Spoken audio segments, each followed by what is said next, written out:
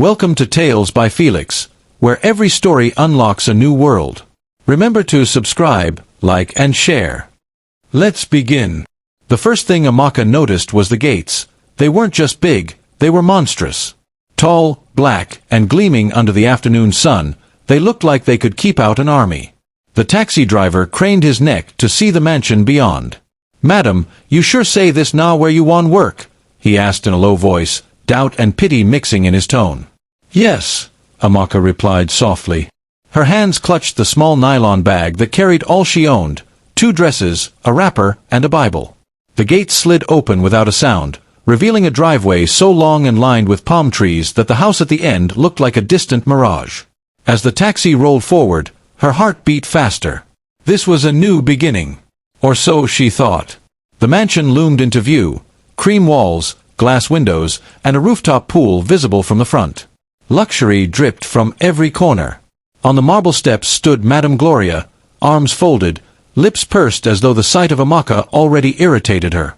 "You're late." Madame Gloria's voice was sharp, her English polished with an edge that cut deeper than insult. "I'm sorry, Ma," Amaka said, bowing slightly. Gloria's eyes scanned her from head to toe, lingering on her worn sandals. "Take those off before you step inside. This is not a village compound." The humiliation stung, but Amaka slipped off her sandals and stepped into the cool air-conditioned foyer. The chandelier above her head sparkled like frozen rain. The floor beneath her feet was so shiny she could see her own reflection, tired eyes, dark skin, thin frame. "This is your room," Gloria said curtly, leading her down a hallway to a small space barely larger than a pantry. Inside was a single bed, a bucket, and a cracked mirror. "You'll wake up at 4 a.m. to start work. You will clean, cook, wash, and take care of my children. You will eat after everyone else. If you do anything to annoy me or my husband, you will regret coming here. Is that clear?" "Yes, Ma," Amaka murmured. Gloria's lips curled into a thin smile. "Good. Welcome to your new life." As the door closed behind her, Amaka whispered to herself, "God, please help me." By her 3rd day, Amaka's hands were raw from scrubbing marble floors on her knees. The mansion had a quietness to it, not peaceful, but suffocating. Chief Daniels, the billionaire himself, rarely spoke to her, except to issue clipped orders. "Bring water. Faster. Not that glass, the crystal one." Every evening, the Daniels dining table overflowed with food that could feed 10 people. Lobster, steak, imported wine. But Amaka's plate was always a small portion of jollof rice in the kitchen corner, eaten after everyone was done. One night, as she was clearing the dining table, she heard Chief Daniels laughing in the lounge. "My home is perfect," he boasted to a group of suited men. "My wife is flawless, my children are disciplined, my staff, obedient." The word obedient lingered in the air, like a chain around her neck. But then something caught her eye, a narrow door tucked behind a curtain in the hallway. It was ajar, revealing darkness within. She had never noticed it before. She took a cautious step forward. "Amaka!" Gloria's voice cracked like a whip. "Why are you standing there? Go and wash the children's uniforms before you think of sleeping." The door closed with a soft click, and Amaka's curiosity was swallowed by her exhaustion. A week later, the mansion hosted a high-society tea party. The women arrived in shimmering dresses and diamonds that sparkled like they had stolen pieces of the sun. Amaka served trays of tea and pastries, careful to keep her head down. But as she approached Madame Gloria with a tray, her foot caught on the hem of a rug. A cup tilted, and a splash of tea landed on Gloria's silk dress. The laughter around the table stopped. "You useless girl!" Gloria's voice was sharp enough to slice the air. "Do you know how much this dress costs? Kneel down. Now." Heat burned Amaka's cheeks as she sank to her knees on the marble floor. Her trembling hands clenched the tray. One of the guests, a woman in a blue ghillie, leaned forward, her eyes full of pity. When Gloria turned to scold another maid, the woman slipped a small white business card into Amaka's palm. Amaka's heart raced. But before she could even hide it, Gloria's sharp eyes caught the movement. "What's that?" "It's nothing, Ma." Gloria snatched the card, read it, and smirked. "Journalist, eh? You think anyone cares about your little sob stories?" She walked to the fireplace and tossed the card into the flames. Amaka watched it curl into ash, her one lifeline gone in smoke. That night, Amaka sat in the small kitchen, too hungry to sleep. She had worked through dinner without eating, scrubbing the wine stain Gloria claimed was her fault. Footsteps approached. It was Cunnel, the mansion's driver. His uniform shirt was unbuttoned at the top, and he carried a plate. "You didn't eat, did you?" he asked quietly. Amaka shook her head. He slid the plate toward her. "Eat. Before Madam comes down again." Tears stung her eyes as she took the food. "Thank you, Cunnel. You're the only one who's been kind to me here." Cunnel leaned closer. "You have to be careful. These people, they don't want you to live long. Survive first. Then think of escape." Amaka swallowed hard. "Escape to where? I have nowhere to go." Cunnel glanced around before speaking. "Your father's name. I've heard it before. Ask questions. But quietly." Before she could ask more, he straightened and walked out, leaving her with food and a burning curiosity. The next morning, Amaka found something strange under her pillow, an envelope. Her fingers shook as she opened it. Inside was a folded letter and a few crisp Naira notes. The letter read, "If you're reading this, it means I have found you. I knew your father. He was a good man. He didn't die the way they told you. Meet me at the old market bus stop, Sunday at 3 p.m. Her pulse quickened. Who could have left this? But before she could hide it, the door to her room slammed open. Chief Daniel stood there, his face thunderous. "Where is my gold watch?" I don't know, sir." He stepped forward, towering over her. "If you stole from me, girl, I will not hesitate to have you locked up." Madame Gloria appeared behind him, her lips twisted into a smile that didn't reach her eyes. "She looks guilty to me," Gloria said smoothly. "Maybe a night in the police cell will teach her manners." Amaka clutched the envelope behind her back, her heart pounding. She didn't know whether to be more afraid of the letter, or of them. By evening, the air in the mansion felt heavy. Amaka was in the laundry room, folding the children's uniforms, when Madame Gloria stormed in, holding a teacup like it was a weapon. "You think you're clever," Gloria hissed. "You think you can hide things from me?" Amaka looked up, confused. "Ma." Gloria's voice rose. "My tea tasted different this afternoon. Bitter. You put something in it, didn't you?" Amaka dropped the shirt she was folding. "God forbid. I would never." Before she could finish, Gloria's palm connected with her cheek. The slap was sharp, stinging, leaving her ears ringing. "You little snake. You want to kill me in my own house." Chief Daniels appeared at the doorway, his voice low but dangerous. "Lock her in the storeroom. Tonight she sleeps in darkness." "No, sir. Please."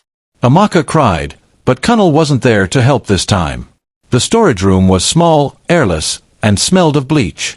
The door slammed shut, and she heard the key turn. In the suffocating dark, Amaka pressed her back against the wall, fighting tears. Then voices. Muffled, but close. Through the thin wall, she heard Chief Daniel's voice. "We have to move the money fast. The foreign accounts are getting too much attention." Gloria hissed. "And the girl? She's becoming suspicious." Daniel's answer was like ice in her veins. "Then we'll make sure she doesn't talk." Amaka's heart pounded. In that moment, her fear transformed into something else, a promise to herself. "One day, you'll regret this." The next morning, they let her out, but only to work. No food. No kindness. By midday, her body gave out. She was scrubbing the marble stairs when her vision blurred, and the mop slipped from her hand. Her knees buckled. The next thing she knew, she was being lifted. "Easy, Amaka," Cunnel's voice murmured. "You're burning up." Through hazy eyes, she saw the shiny black leather of his driver's seat. He was taking her somewhere. "I told you, you can't keep going like this," Cunnel said, glancing at her from the driver's seat. "Madam will fire me for this, but I'm taking you to the clinic." At the small private clinic, a doctor in his 50s examined her. Then he froze, staring at the patient file. "What's your surname?" he asked. "Okafor," she whispered. The doctor's expression shifted: recognition, sadness, and something else. "I knew your father." Amaka's eyes widened. You did." He leaned closer. "He was a good man. Worked for Chief Daniels many years ago. Then, one day, he vanished. But before he did, he left something for you." From a locked drawer, the doctor pulled out a small flash drive. Amaka's trembling fingers closed around it. Before she could ask more, footsteps pounded in the hallway. Madame Gloria's voice rang out like a blade. "Where is she?" Gloria barged into the examination room, her perfume filling the air. "So this is where you've been hiding," she sneered. "Colonel, you're finished." Colonel stepped forward, defiant. She collapsed. "Madam." She needed a doctor. Gloria ignored him, turning to Amaka. "Get up. We're leaving." As they walked to the car, Amaka kept the flash drive hidden inside her skirt's waistband. That night, while the family slept, she slipped out of her small room and crept into the mansion study.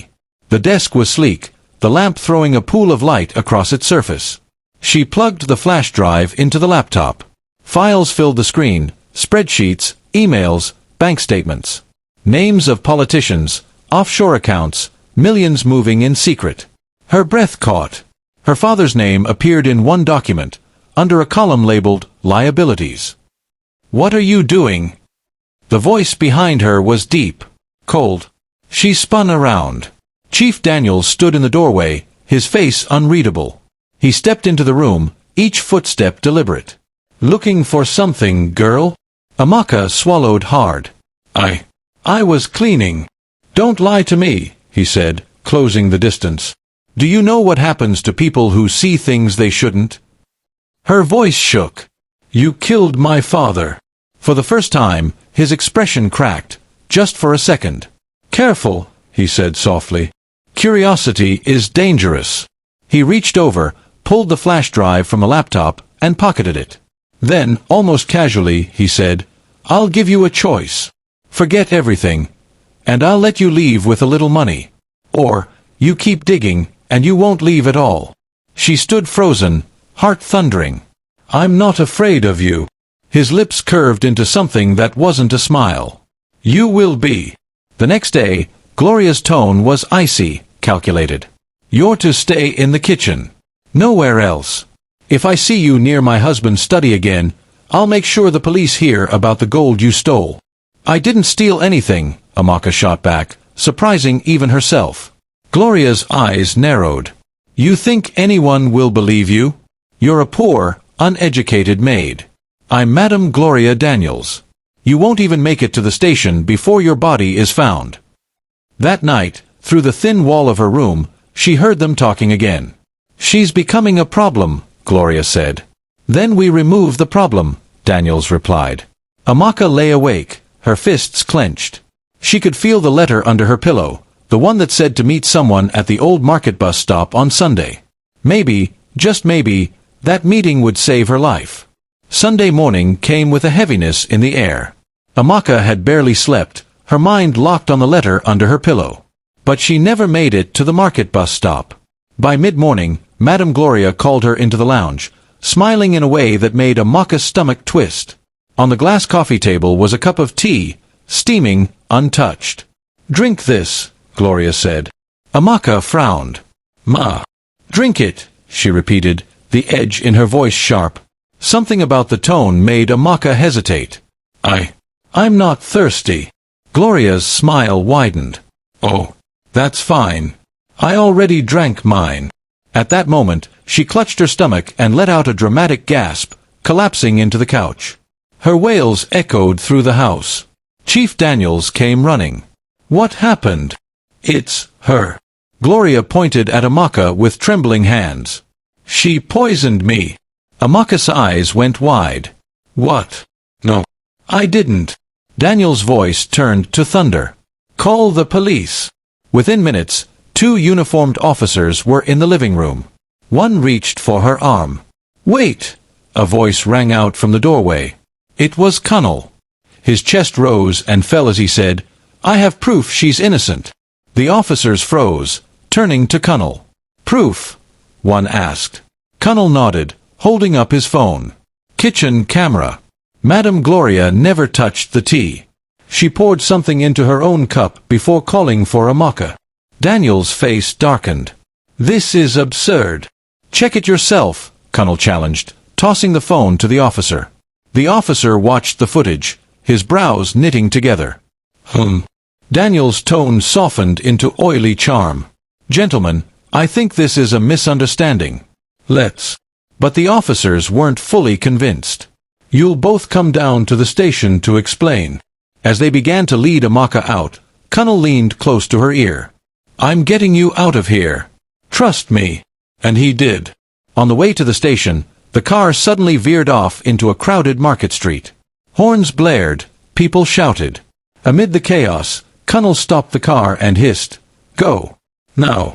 Amaka stumbled out, heart pounding, and blended into the throng of bodies. Minutes later, she was ducking into a side alley, clutching the small bag Connell had shoved into her hands. When she finally opened it, she froze. Inside were fake IDs, some cash, and a one-way plane ticket to Lagos. Lagos was nothing like she imagined, loud, relentless, alive. She kept her head down, clutching the strap of her bag as she made her way through the city's crowded streets. The bus stop address on the letter led her to a small, cluttered office above a printing shop. The name on the door read, Tunde Adeyemi, investigative journalist. The man inside was in his late 40s, with tired eyes and a desk buried in papers. You must be Amaka, he said, gesturing for her to sit. Your father, he was my friend. We worked together to expose Daniels years ago. But Daniels silenced him. Amaka's throat tightened. Silenced. Tunde nodded grimly. Your father didn't die in an accident. He was murdered. Her hands trembled. Why are you telling me this?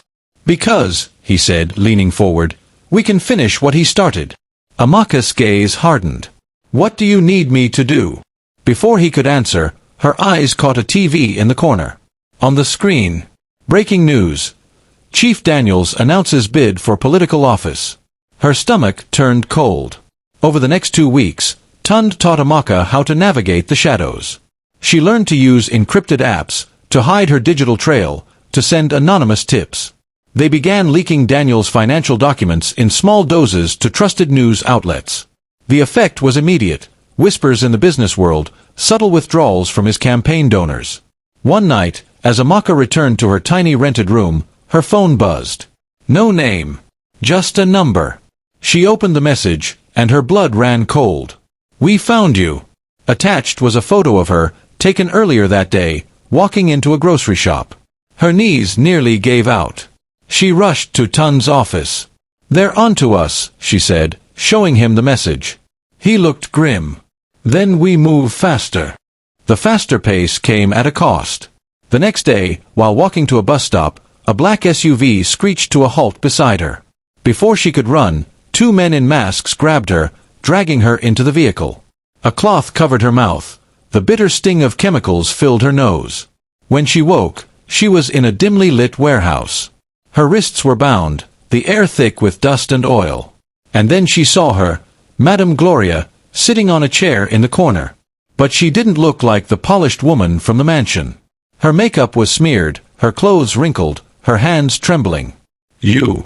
Amaka spat. So this is how it ends. Gloria shook her head, eyes darting nervously.